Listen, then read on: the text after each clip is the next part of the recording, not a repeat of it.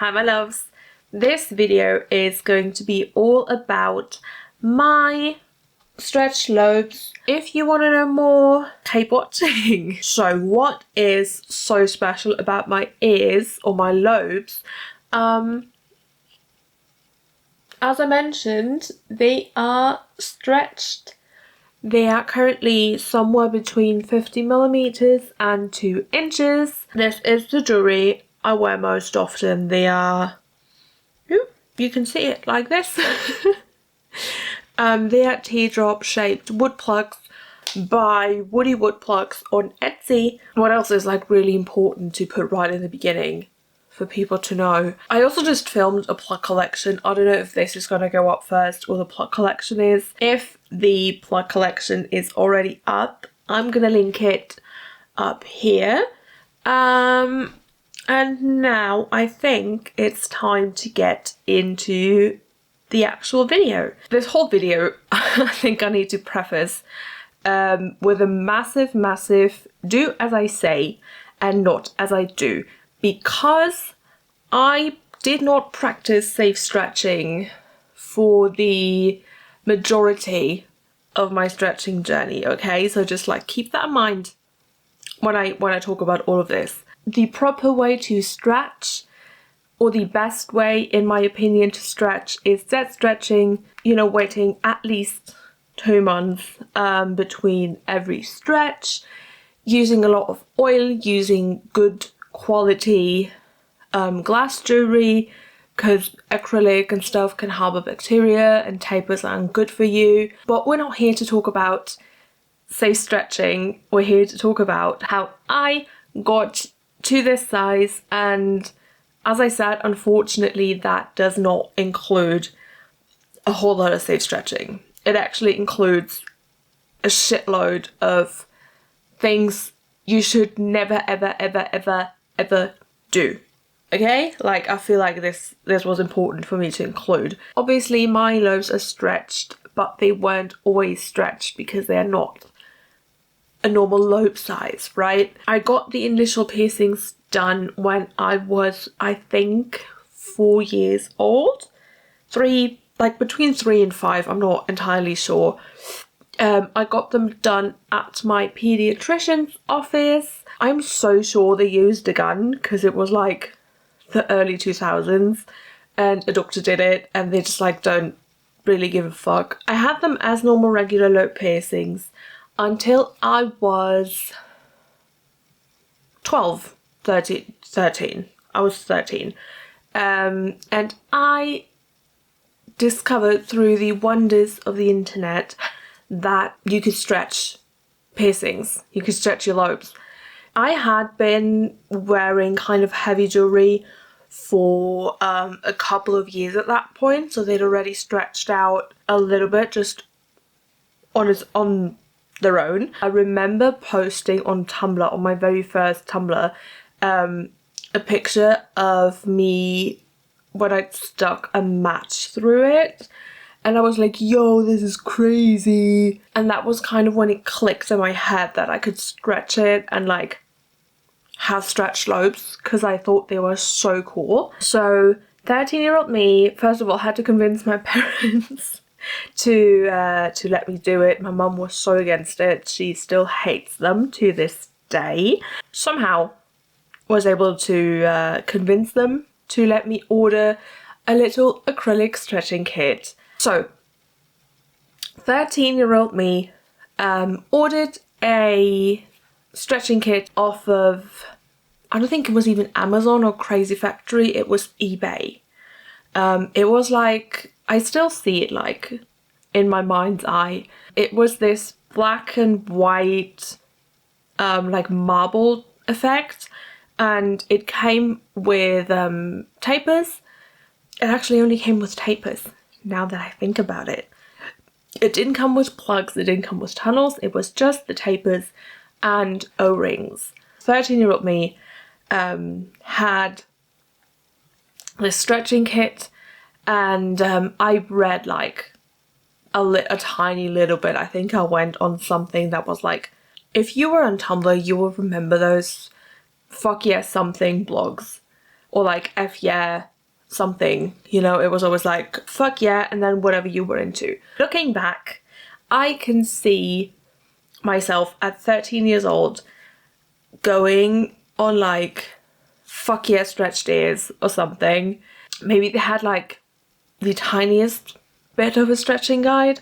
I definitely didn't do a lot of research on the account of being 13 and stupid. Not because there was like a lack of resources, but just because I felt like, you know, I read one thing, they're all going to say the same thing. A lot of those stretching guides at the time didn't have the best stretching methods that are like good for your lobes. They had the best stretching methods for I want to get to this size fast and I want to get a fuck off massive blowout and might even, you know, rip my fucking ear, you know? That's what those stretching guides were for. And it basically said, you know, shove in whatever the fuck you feel like. Whether it's a pencil, a straw, piece of wire, you know, just stretch with whatever the fuck you have on hand. Use tapers, leave the tapers in because no one gives a fuck. You only have to wait like a month between each stretch. So that's what I did. I'm honestly thankful I even waited a whole month between stretches. I did stretch really, really fast, like looking back on it. So I had my little stretching kit and for, gosh, not even the next year I think, I jumped to 3mm because I could fit a match in there and the match, if you hold it up next to the taper, they're kind of the same thickness, the taper was bigger, but I jumped to 3. A month later I was at 4, a month later I was at 5, and then I think then it had 6, so it was 3 months until it was at 6mm.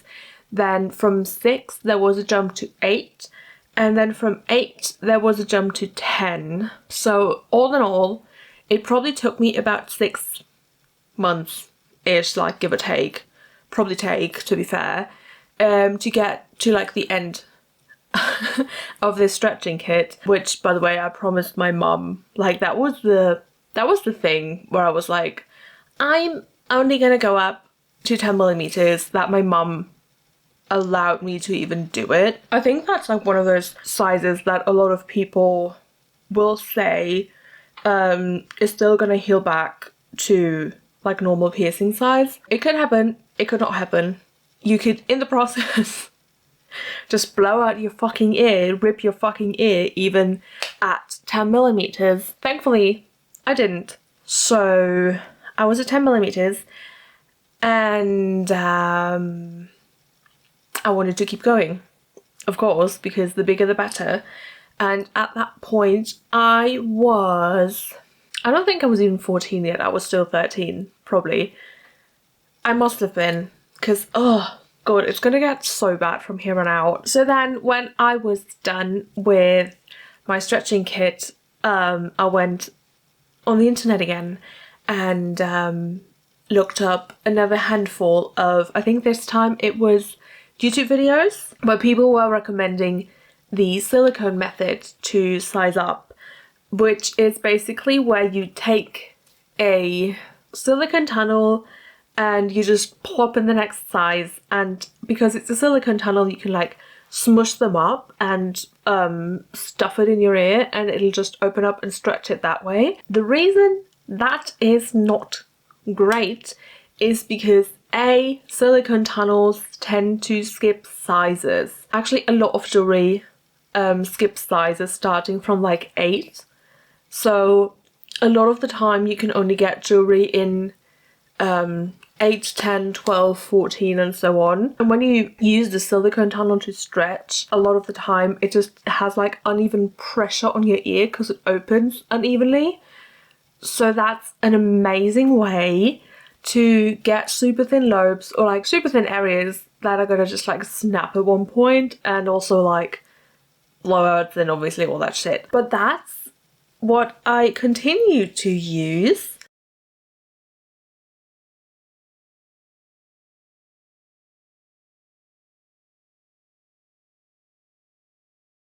I think when I started high school, so when I was 14, I was already at 20 millimeters, I'm pretty sure. Then within the next year, I got up to 30. Again, just using the silicone method. I stayed at 30 for a couple years. I started a small plug collection at 30. Some of them I still miss.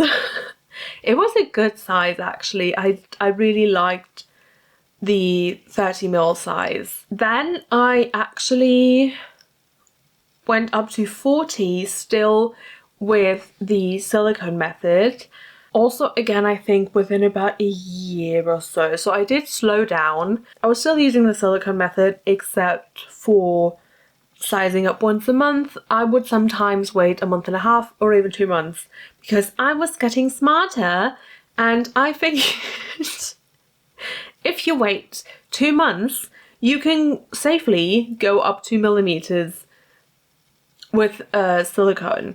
And then by the end of high school, I was at 40 millimeters. So my ears were pretty big, and they were spectacularly enough in actually pretty good health.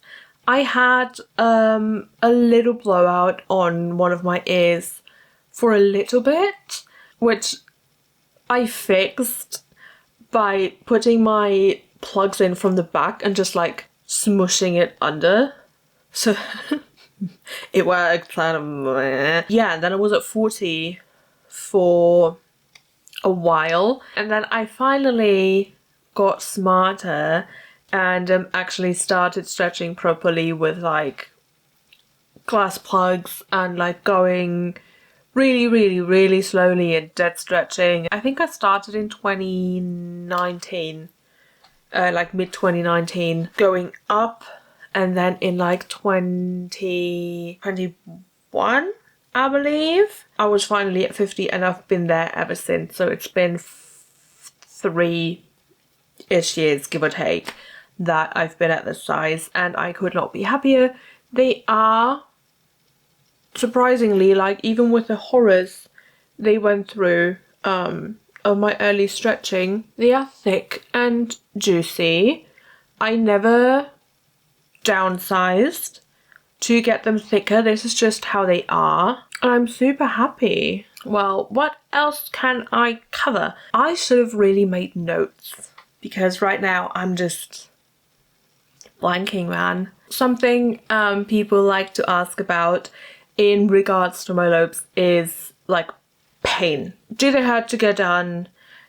Do they hurt to stretch? What, like, pain? They want to know about pain. Getting your lobes pierced is really one of the least painful places you could get pierced.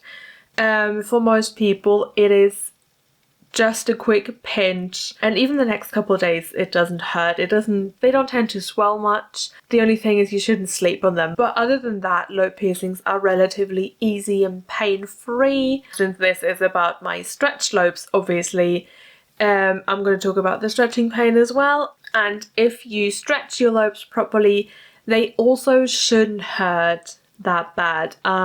When sizing up, there could be like a little sting that could last for a little bit, maybe a day. If it's like a super intense pain that lasts days or weeks, then you weren't ready to stretch anyway. Then you should not have done it.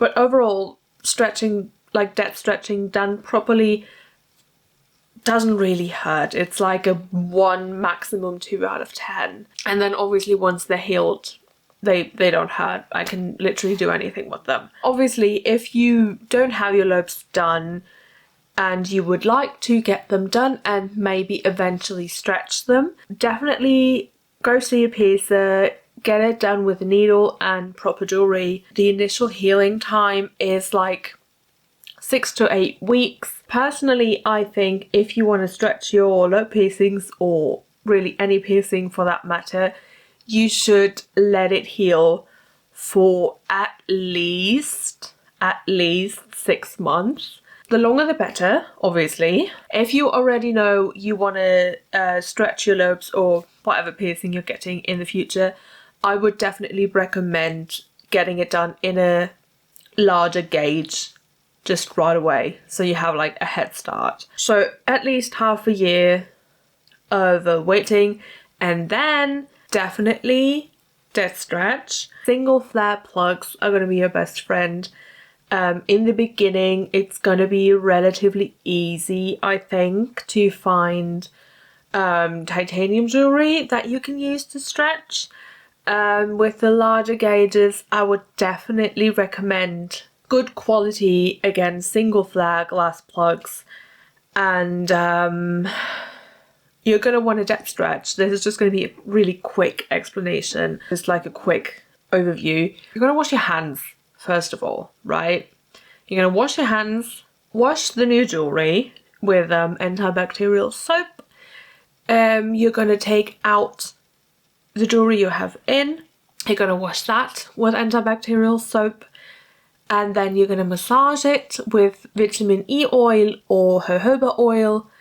And then you're going to slowly and gently put in the jewelry the next size up. Ideally, for ease, the size difference should be in 1mm increments. If you're stretching a nostril or a septum or anything thicker, it could be helpful to go in 0.5mm increments. Then you're gonna plop the plug in and leave it the fuck alone for 2 months, 3 months, and then do the same thing over again. That's how you should stretch properly. It's not what I did. It is not at all what I did. This is definitely 1,000 billion% a case. I cannot say this enough. Do as I say and not as I do. Because 13-year-old me, and let's be honest, 15, 16, 17, 18, 19-year-old me had horrible stretching practices. I could have ripped my lobes. I could have had a really bad infection. I could have had awful blowouts. Thank God I didn't. Keep in mind that this is all stuff that has happened to people, that happens to people, that will happen to people. So for the sake of your health, for the sake of your ears, just take it slow, okay? You have all the time in the world.